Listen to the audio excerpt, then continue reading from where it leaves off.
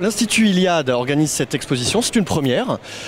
Chaque année, à l'occasion du colloque, nous donnions une carte blanche artistique à des artistes amateurs. Beaucoup viennent des promotions de formation de l'Institut Iliade et ont des talents artistiques. Et finalement, c'est un ensemble d'œuvres qui se sont accumulées. On a fait une sélection, on a fait des tirages d'art signés, numérotés pour les exposer. Et en marge, se sont invités des artistes proches de l'Institut Iliade, proches du message que porte l'Institut Iliade, un amour de la civilisation européenne, un amour du beau, et qu'on retrouve dans cette exposition. L'exposition s'appelle Renaissance, figures et portraits d'Europe, donc c'était un peu le fil rouge, le figuratif, qui fait partie de la tradition artistique européenne. On représente les visages, on représente les corps, on n'en a pas peur. On a de beaux visages de femmes et d'hommes, de familles, de couples.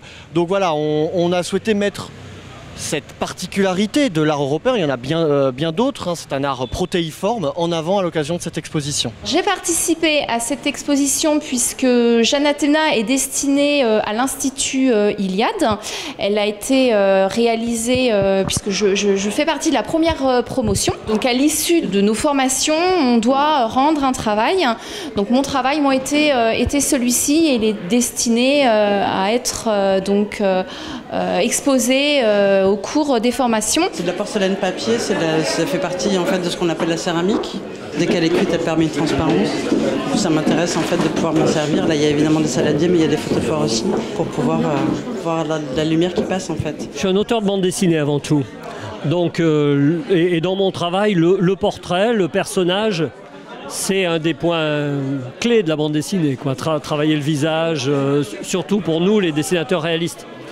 Donc ceci explique ma place ici.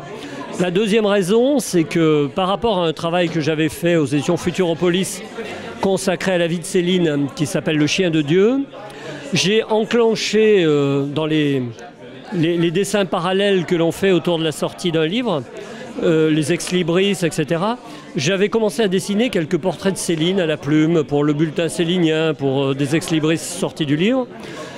Quelques autres dessins de ce même type à la plume japonaise ont suivi. Et puis finalement, c'est devenu un livre, un panthéon de lecture avec 40 portraits d'écrivains. Le livre s'appelle Trait Portrait, il est ici ce soir pour la première fois. Ce qui est sympa dans cette peinture, c'est vraiment l'histoire de transmission, de protection de l'homme sur la femme. Le fait de voir mettre les mains sur le ventre, on sait qu'il y a une histoire de transmission. Il y a tout un truc en fait derrière que j'aime bien aussi, c'est le côté où elle représente un petit peu la croix celtique, les entrelacs, le côté un peu historique en fait. Je trouve que c'est pas mal quoi. Donc elle se met vraiment en avant, et c'est ce qu'elle fait aussi dans toutes ses œuvres, c'est qu'elle se met en avant et elle se met, voilà. Elle prend pas de personnes inconnues, elle se met vraiment elle en avant et qu'est-ce qu'elle transmet. L'exposition est vraiment très sympathique, il y a beaucoup de gens agréables et puis surtout on rencontre les artistes donc c'est vraiment chouette qu'ils puissent nous parler de leurs œuvres et décrire un peu ce qu'ils ont voulu faire. L'art est une bonne façon de communiquer nos idées de façon pacifique. Je dirais que c'est un art qui n'est pas tout à fait dénué de politique puisqu'il y a une vision du monde qui est derrière tout de même. Il s'agit de renouer avec le beau face au nihilisme et effectivement c'est une respiration par rapport au monde moderne. Je suis là notamment parce que pour défendre l'art européen, l'art est une bonne façon de communiquer nos idées. Jacques Terpan, je dirais, et puis aussi les grandes fresques qu'on a aperçues lors des colloques de l'Iliade et qui me font penser pour ma part à ce qu'a pu être ce courant auquel je suis très attaché, qui est le courant pré-raphaélite en Angleterre avec des gens comme Burne-Jones et William Morris, pour lequel j'ai une affection particulière. Pour soutenir l'Institut Iliade et toute cette effervescence autour de l'art européen et notamment tous ces artistes qui exposent et puis pour aussi retrouver nos camarades. Deux façons principales de travailler. La première, historiquement, ce sont des portraits en noir et blanc.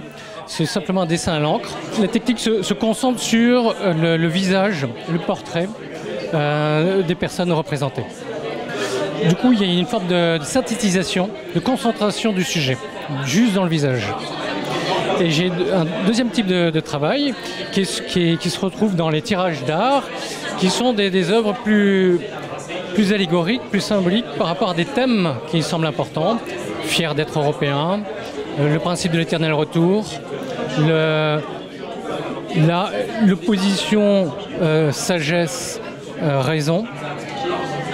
des thèmes qui sont importants, et j'essaie de leur donner une forme qui correspond à l'état d'esprit qui est le nôtre, et à l'esthétique qui correspond à cette éthique qui est mise en situation.